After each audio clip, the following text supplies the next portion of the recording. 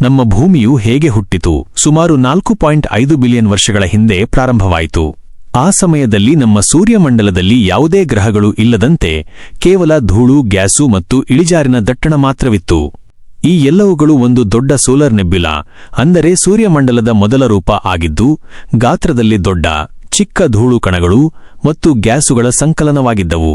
ಈ ಕಣಗಳು ಪರಸ್ಪರ ಆಕರ್ಷಣೆ ಶಕ್ತಿಯಿಂದ ಒಂದೇ ಕಡೆ ಸೇರಲು ಪ್ರಾರಂಭಿಸಿದವು.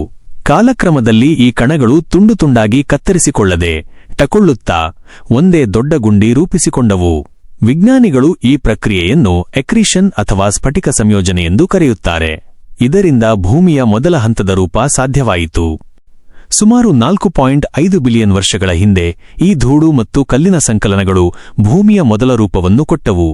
ಆ ಸಮಯದಲ್ಲಿ ಭೂಮಿ ಬಹಳ ಹೊತ್ತಿಗೆ ಶಾಖಾಗ್ರಸ್ತವಾಗಿದ್ದು, ಮೆಟ್ಟಲು, ಮಣ್ಣಿನ ಪದರ ಅಥವಾ ನೀರು ಯಾವುದೂ ಇಲ್ಲ.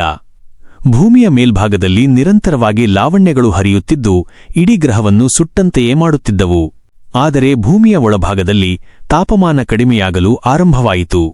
ಹೀಗಾಗಿ ಭೂಮಿಯ ಹೊರಭಾಗದಲ್ಲಿ ಶಾಖ ಕಡಿಮೆಯಾಗುತ್ತಾ ಗಟ್ಟಿಯಾದ ಶಿಲೆಗಳು ರಚನೆಗೊಂಡವು. ಈ ಪ್ರಕ್ರಿಯೆಯಿಂದ ಭೂಮಿಯ ಮೇಲ್ಮೈ ಕೆಲವು ಶೀತಗೊಂಡ ಹಂತಕ್ಕೆ ತಲುಪಿತು. ಈಗ ವಾತಾವರಣದ ರೂಪದ ಪ್ರಕ್ರಿಯೆ ಪ್ರಾರಂಭವಾಯಿತು. ಭೂಮಿಯ ಹೊರಭಾಗ ತಣ್ಣಗಾದಂತೆ ಗ್ಯಾಸುಗಳು ಹೊರಹೋದವು.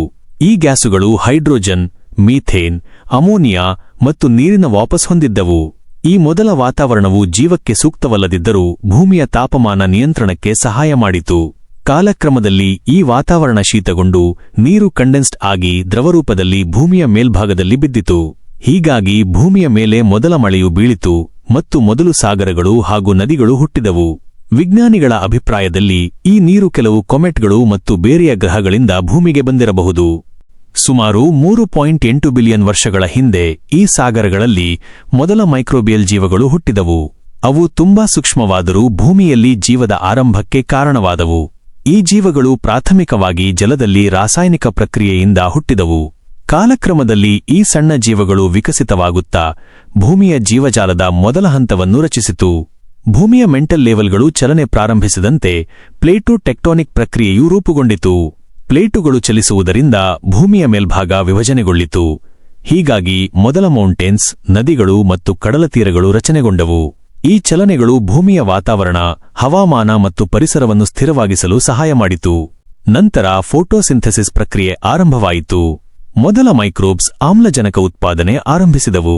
ಈ ಆಮ್ಲಜನಕ ವಾತಾವರಣದಲ್ಲಿ ಸೇರುವ ಮೂಲಕ ಭೂಮಿಯಲ್ಲಿ ಪ್ಲಾಂಟ್ ಮತ್ತು ಆನಿಮಲ್ ಲೈಫ್ ಬೆಳೆದವು. ಈ ಮೂಲಕ ಭೂಮಿ ಜೀವಕ್ಕೆ ಸೂಕ್ತ ಗ್ರಹವಾಗಿ ಪರಿಣಮಿಸಿತು. ಭೂಮಿಯ ಪರಿಸರವು ಸೂರ್ಯನ ಶಕ್ತಿ, ಚಂದ್ರನ ಆಕರ್ಷಣೆ ಮತ್ತು ಗ್ರಹಗಳ ಸಮತೋಲನದಿಂದ ನಿಯಂತ್ರಿತವಾಗಿದೆ. ಚಂದ್ರಭ್ರಮಣವು ಭೂಮಿಯ ತಿರುವಿನ ಸ್ಥಿರತೆ, ಹವಾಮಾನ ನಿಯಂತ್ರಣ ಮತ್ತು ಕಡಲ ಪ್ರವಾಹ ನಿಯಂತ್ರಣ ಮಾಡಲು ಸಹಾಯ ಮಾಡಿತು. ಇದೇಂತೆ ಭೂಮಿ ಲಕ್ಷಾಂತರ ವರ್ಷಗಳ ಅಭಿವೃದ್ಧಿಯ ಮೂಲಕ ನಮ್ಮ ನೋಟಕ್ಕೆ ಬಂದಂತಾಗಿದೆ.